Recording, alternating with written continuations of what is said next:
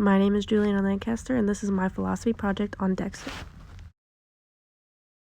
Augustine's hierarchy of good and evil is what we'll start with. Augustine states, "There is no thing we can call evil. Instead, evil is a privation or deficiency of goodness." Lila, character in Dexter, quotes, "We are all good, Dexter, and we are all evil." However, what Lila is trying to say does correlate with Augustine. She is saying they are all good and they are all evil. As evil is a deficiency of goodness, it does not exist. Dexter can be considered morally evil, however, since he may be seen as a creation of God to Augustine. However, it may incite debate because Dexter is atheist. Trinity. In Season 4, Episode 12, we meet Trinity. The philosophical element in this would be karma, which is very common in Hindu and Buddhism teachings. Karma is that our actions result in deserved pleasure or pain in this life or in the next. I believe Buddha himself would agree that Dexter had received his karma because he had befriended the Trinity Killer with the goal of killing him.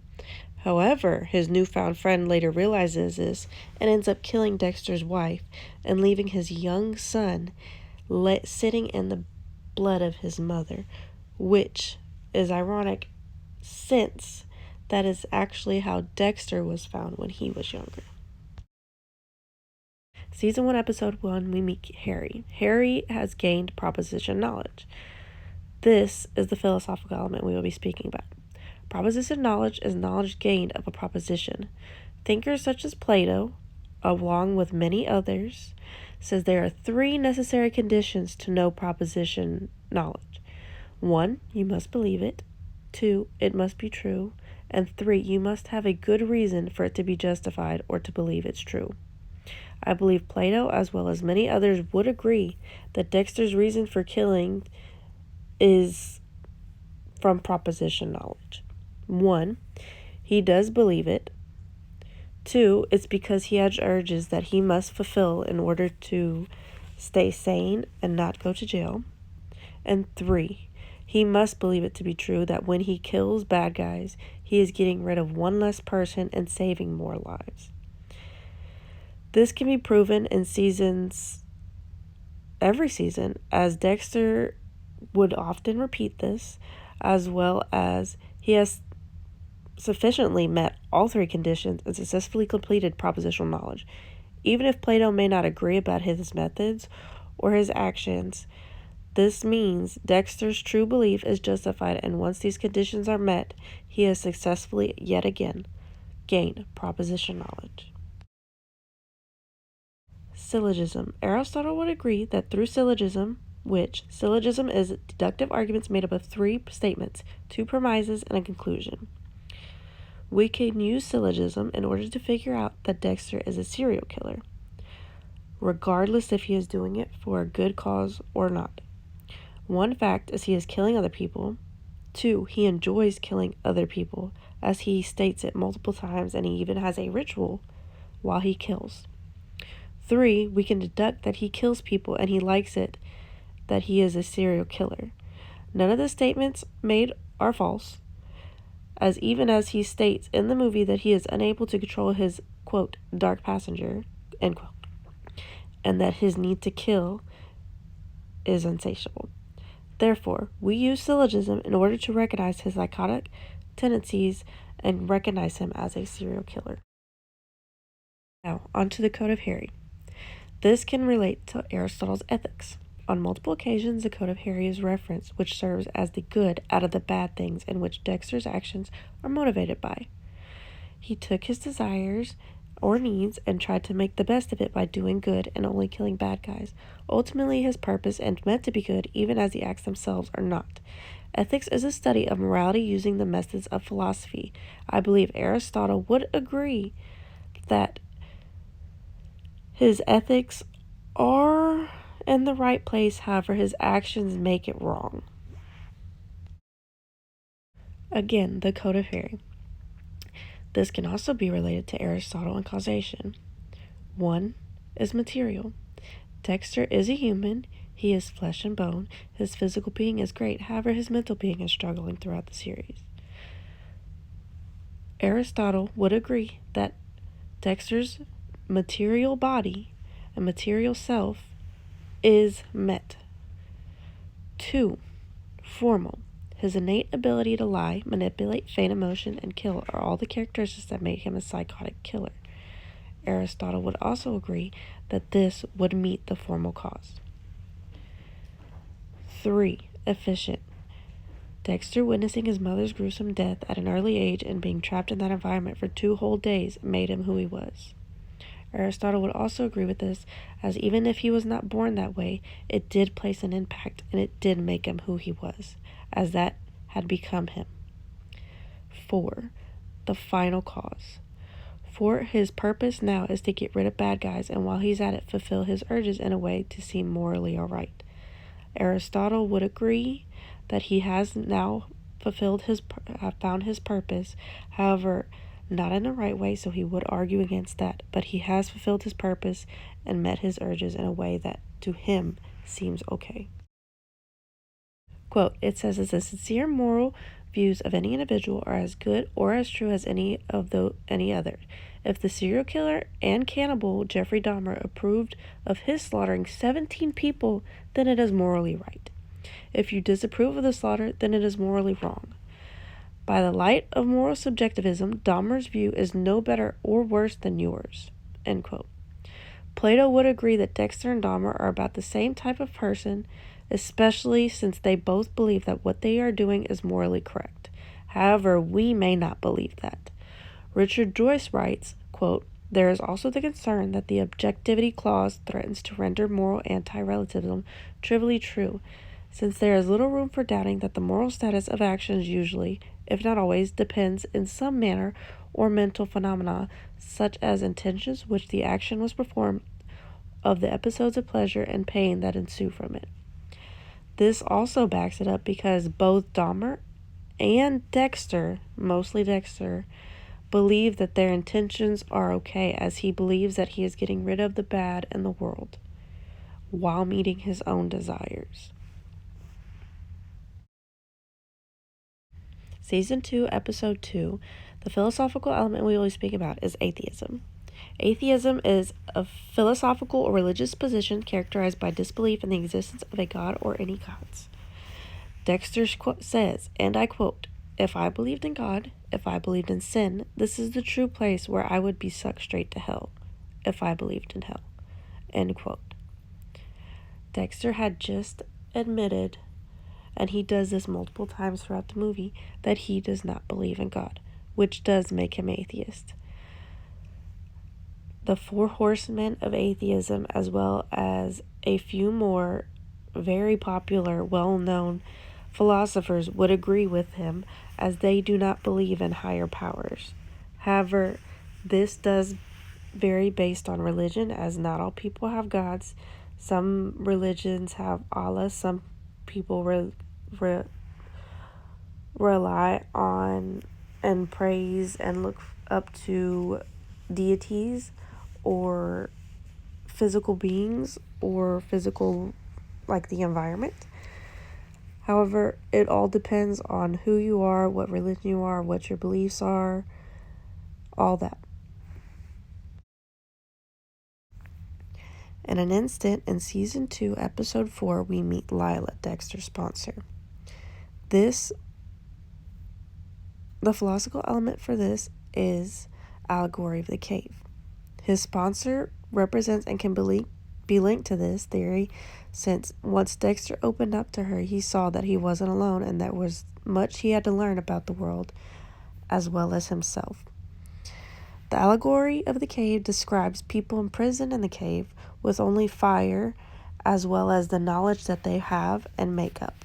So, naturally, the only things that the people in the cave would know would be shadows and fire from the darkness that they would come up with, and sounds that they would guess as to what they were. However, when one is able to escape and make it out of the cave, they come face to face with reality and true knowledge. He admits, and I quote, but this woman sees me. She doesn't know it, but she's looking behind the mask and not turning away. Dexter also states, she's able to make me feel okay about who I am and what I am. In the allegory of the cave, Plato says, quote, When he approaches the light, his eyes will be dazzled, and he will not be able to see anything at all of what are now called realities.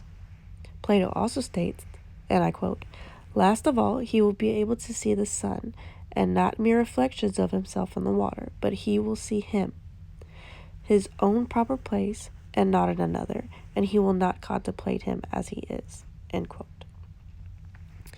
Plato would also correlate Dexter and Lila's meeting as allegory of the cave, as Dexter was in the dark and he would hide his true self. However, even though he did not show Lila killing someone else, he did give her a peek of what he did. He showed her all the bodies, and she accepted him. He had just walked through the cave, through the darkness, because he believed everybody would reject him and turn him away, and he came to the light and realized that there is much more, and that there are people willing to face him, and he is not the only one who has darkness inside of him. Another instance of allegory of the cave is when Rita, his wife, dies. What happens in this is Rita, he unfortunately at the beginning did not love her. He believed she was convenient, and he was just as damaged as her. But he finally realizes his love for her. However, it was too late. It's a bit of a twisted version, but he did unknowingly go out of the cave. He was in a dark spot, and Rita helped bring him out. She gave him a son, she gave him love, she gave him life. However, once he lost her, he basically went back into the cave and stayed in the dark, and went back to his previous beliefs that no one could love him. Again, in this case, he was a monster and he didn't deserve love after he had just gotten out of that train of thought. Again, this is relating to allegory of the cave, as once again he went from the dark into the light. However, he receded back after Rita had died. Will to power is the philosophical element we will be talking about now. Frederick William Mensch states, "The will to know arises from the will to power, from the desire to master and control a particular domain of reality." He also states that, quote, "Master morality is the morality of the powerful, the superior, the proud, the aristocrats, the rich, the conquerors." Nietzsche also states, "The bad people are unworthy, and the good masters can use them and abuse them as they see fit." End quote. With this, Frederick would agree that Dexter has a master morality and a will to power. He says multiple times, and I quote, "Yes, I am a monster, but I am nothing like you," and he deems, end quote, and he deems himself better than the other serial killers, as one asks, "You think you're better than us?" And he replies, "Yes." Dexter has the will to power, as he likes to control a particular domain in his life where he likes to control his killing. He has a ritual. He likes to be in control of his victims as he binds them up.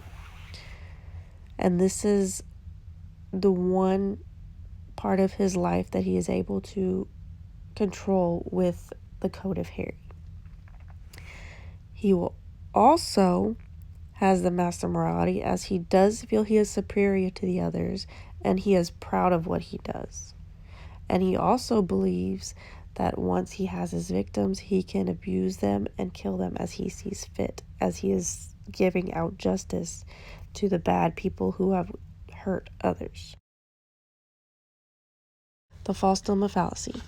Dexter uses this throughout the show, as fallacy is a common but bad argument, and the false dilemma is arguing or honestly that since there are only two alternatives to choose from, that one of them is unacceptable, the other one must be acceptable. This is shown why Dexter cannot control his urges. He can either kill small animals or he can hold back, which ends up making him go crazy, which injects Harry's code. This is a very, very common example of the false dilemma fallacy, where Dexter feels that he either can kill without reason or he kills by a code, only killing bad guys. He does not feel like he has any other alternatives, and these are the only two he has. So he chose the one with the coat of Harry, and that was the correct one to him, because if he kills without any reason and without any rhyme, then he is not doing good. He is not being a good person. He does not have any justification for what he is doing. I believe not only Plato, but as well as multiple other philosophers would agree, as well as myself, that Dexter does meet this fallacy. It may be that it wasn't his only two alternatives that were brought up, but he could have gotten help and he could have received treatment. However, if it had been successful, I don't know, but it would still have been an option for him that he did not consider. I leave you with this. I challenge you to do a moral theory. A moral theory is a theory that explains why an action is right or wrong, or why a person's character is good or bad. What do you think Dexter is? Is he good or bad? Is he right or wrong? Overall, these are only a few philosophical elements that I can find in Dexter. There are a ton more. I could probably make an entire book on it. I know that they have websites dedicated to it that you have to pay for, unfortunately. However, this can be debatable because I know that certain belief systems and other things may hinder your thoughts on this, because I know certain people have different ideals, and all the information here could be debated on. However, I hope you keep an open mind, and I believe that what you find in my information is true. And I urge you to watch Dexter and see if you could find any more philosophical elements, because I know there are a ton. It was a lot of fun, and I think that it was interesting. I mean, I believe philosophers nowadays, if they could come back, they would have a lot more questions, and I think it would make for a good debate topic. For my citations, I looked up not only in my textbook that I was assigned, but multiple websites. There are even some philosophical websites that are dedicated to Plato that were in here that I used and I thought were interesting. They may not have all been from the same person, but they did show interesting facts that I decided to include in this one. Joyce Richard was one. We also have Hewart Roger L., Plato's Political Philosophy, which is a good read. We also have Andrea Falcon, which was another one. These are all websites I included that were educational, very, very interesting, and all had to do with Dexter as well as philosophy in general.